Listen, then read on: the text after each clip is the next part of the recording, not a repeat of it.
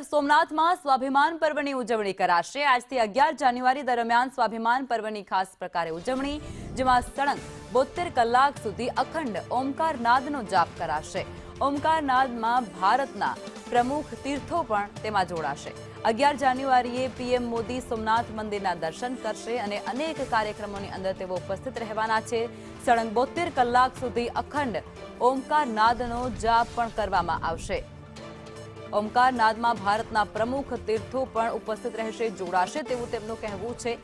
અને આ જે કાર્યક્રમ છે તેમાં વિશેષ પ્રકારે મહેમાનો પણ ઉપસ્થિત રહેશે। 11 જાન્યુઆરીએ પીએમ મોદી પોતે સોમનાથ મંદિરે પહોંચશે અને ભગવાનના દર્શન કરશે।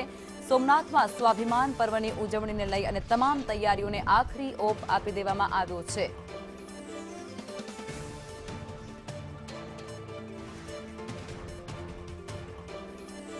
સોમનાથના ઇતિહાસ અને ભવ્યતાને જીવંત કરવા માટે આકાશમાં 3000 જેટલા ડ્રોન દ્વારા એક મેગા ડ્રોન શોનું પણ આયોજન કરાશે, જે અત્યાર સુધીનો સૌથી મોટો શો બની રહેશે।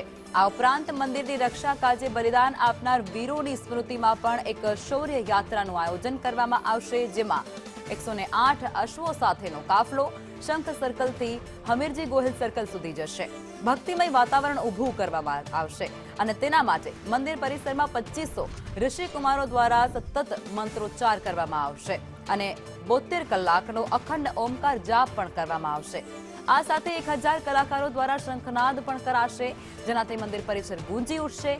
સમગ્ર વિસ્તારમાં સાંસ્કૃતિક કાર્યક્રમો માટે 20 જેટલા વિશાળ સ્ટેજ પણ તૈયાર કરવામાં આવ્યા છે। ભવ્ય તે ભવ્ય જે આયોજન કરવામાં આવી રહ્યું છે તેની તૈયારીઓ આખરી ઓપ આપવામાં આવ્યો છે। ભાજપના દિગ્ગજ નેતાઓ દ્વારા તેની સમીક્ષા પણ કરવામાં આવી છે। કોઈ પણ પ્રકારની ત્રુટિ, ભૂલ કે પછી ખામી ન રહી જાય તેના માટે સતત નિરીક્ષણ થઈ રહ્યું છે।